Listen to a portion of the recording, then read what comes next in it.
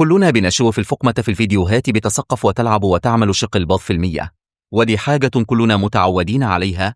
بس عمرك وقفت وسألت نفسك هو ليه اسمها كلب البحر؟ ايه علاقة كلب بيعيش على اليابس بحيوان كل حياته في المياه الباردة؟ هل الاسم ده مجرد هزار من البحارة ولا وراه قصة أغرب مما تتخيل؟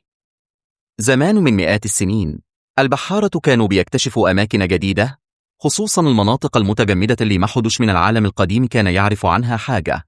وفجأة يلقى مخلوق غريب يطلع من بين الجليد، جسمه أملس وعيونه واسعة وبوزه طويل. بالنسبة لهم ما كانش فيه غير حاجة واحدة شبهه، الكلاب اللي معاهم في بلادهم. ومن غير تفكير قرروا يسموه كلب البحر. اسم سريع، لكن بالنسبة ليهم منطقي جدا. ولو ركزت في شكل الفقمة هتفهم ليه الاسم ده فضل عايش لحد دلوقتي، لأنها فعلا شبه الكلب في تفاصيل مدهشة: البوز الطويل، الجمجمة الدائرية، العيون الواسعة الغامقة، والأنف الرطبة اللامعة اللي هي نسخة بحرية من أنف الكلب بالضبط، غير الشنب الكثيف اللي مش مجرد شكل، ده جهاز استشعار قوي جدا بيليها تحس بأي حركة في المية حتى لو كانت سمكة صغيرة بتعدي بعيد عنها. واللي بيخلي الشبه أقوى إن سلوك الفقمة نفسه قريب جدا من الكلاب، لأنها فضولية وبتحب اللعب، ولو فيه قرب من منطقتها بدل ما تهرب تقرب وتشوف إيه اللي بيحس، بل أحيانا تطلع على القارب نفسه وتشمشم في الناس من غير خوف. ودي حاجة شبه سلوك الكلاب تماما.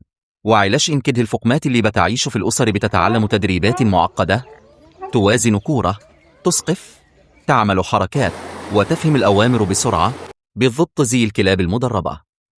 والأغرب أن الموضوع مش موجود في لغة واحدة، لا، ده موجود في لغات كتير.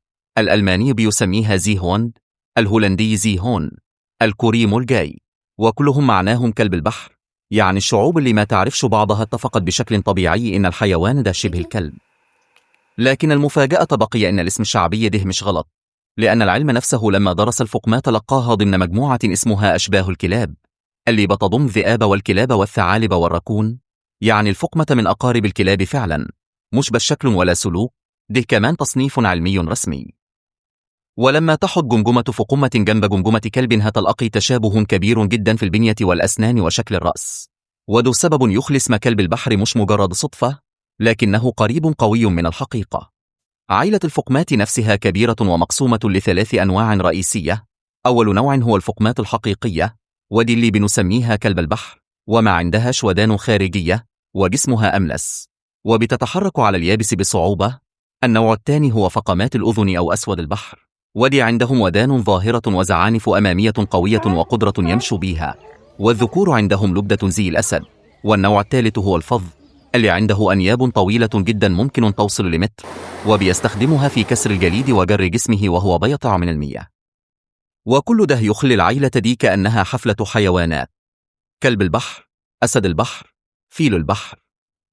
والمعلومة الغريبة كمان إن فيه نوع من أسماك القرش اسمه قرش كلب البحر، وده لأن الصيادين لاحظوا إنه بيصطاد في مجموعات زي الذئاب، وده شيء نادر بين القروش اللي عادة بتصطاد لوحدها. في النهاية اسم كلب البحر مش هزار ولا صدفة، ده نتيجة شكل وسلوك وتصنيف علمي كله بيقول إن الفقمة فعلا أقرب نسخة بحرية من الكلب. ولو وصلت لحد هنا فأنت فعلا من الناس اللي بتحب تعرف أصل كل حاجة. أعمل لأيك وقالي عايز الفيديو الجاي يكون عن اسم أنهي حيوان. سلام.